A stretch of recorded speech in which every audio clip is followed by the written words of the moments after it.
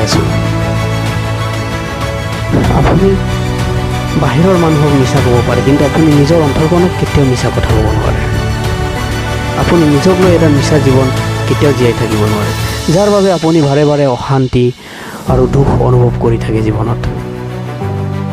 কিন্তু তাৰ পৰা আঁতৰি আহিবলৈ আপুনি কি কৰিব লাগিব? যেনেকৈ আপুনি অকলে নিজৰ মাজত সংগ্ৰাম কৰি আছে, যেনেকৈ আপুনি নিজক লৈ অশান্তিত ভুগি আছে, ঠিক তেনেকৈ আপুনি সংগ্ৰাম আৰু দৃষ্টিভংগী আপুনি নিজক লৈ কৰিব লাগিব।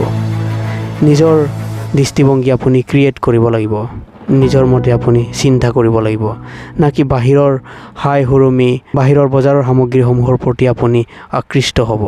তেনেকুৱা নহয়। আপুনি সেই মেটেৰিয়েলিষ্টিক লাইফষ্টাইল, শ্ব' অফ, সেইটো দুনিয়াৰ পৰা আপুনি আঁতৰি আহক।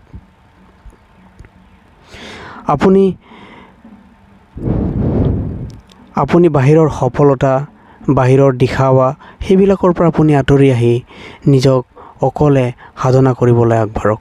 মন মেলক, আপোনাৰ খোজ ধীৰ স্থিৰ কৰক, আপোনাৰ কথা নম্ৰ কৰক, আপুনি আগবাঢ়ক অকলশৰে, নীৰৱে, আপোনাৰ মতে, আপোনাৰ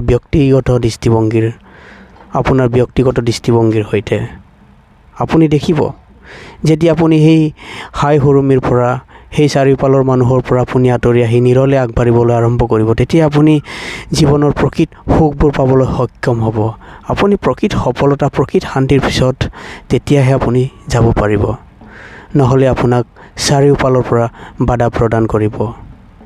কাৰণ সেই দৃষ্টিভংগী আপোনাৰ নহয়, সেই দৃষ্টিভংগী সমাজখনৰ, সেই দৃষ্টিভংগী আৰ্টিফিচিয়েল মানুহবিলাকৰ, যিসকলে মিছা জীৱন লৈ জীয়াই আছে এতিয়াৰ যুগত। ধন্যবাদ।